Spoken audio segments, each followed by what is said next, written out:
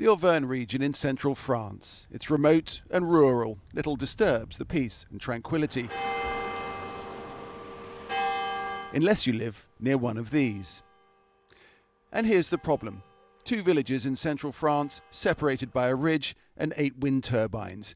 The village of Saint-Clément has turbines on its territory, but they're a long way from the town. The neighbouring village of Auvergne has no turbines on its land, and a full frontal view of the spinning blades. Proceeds from the electricity go to Saint-Clément, but not to Auvergne.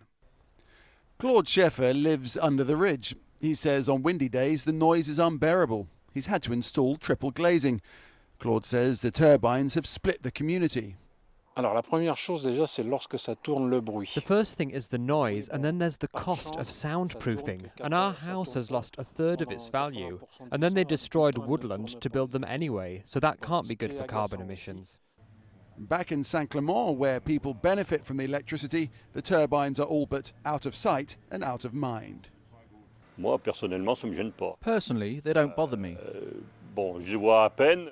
We need something to give us energy, and for me, this is clean energy. De toute façon, il faut quelque chose pour produire de l'énergie.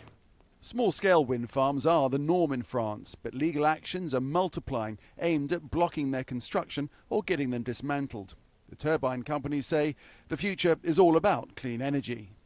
En 2030, il est attendu. In 2030, France is committed to producing 40% renewable energy, and out of all of the renewables, wind power is the easiest and simplest way to help us get there.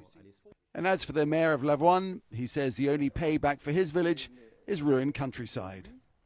Ce qui m'énerve surtout, c'est que what annoys me most is that they're only producing electricity 9% of the time. The impact on the landscape is terrible. You can see them 50 kilometres away. All that to not make electricity. This is likely to be just the beginning. Already there are proposals for another set of wind turbines just a few kilometres away.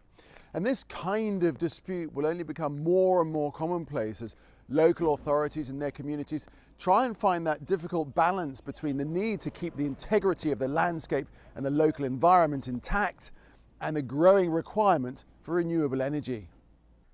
Indeed, wind power provides just 3.5% of French electricity right now, but there are plans to triple wind energy by 2020. It seems this will become a more familiar sight across France, something communities somehow are going to have to reconcile. Nick Clark, Al Jazeera, Auvergne, France.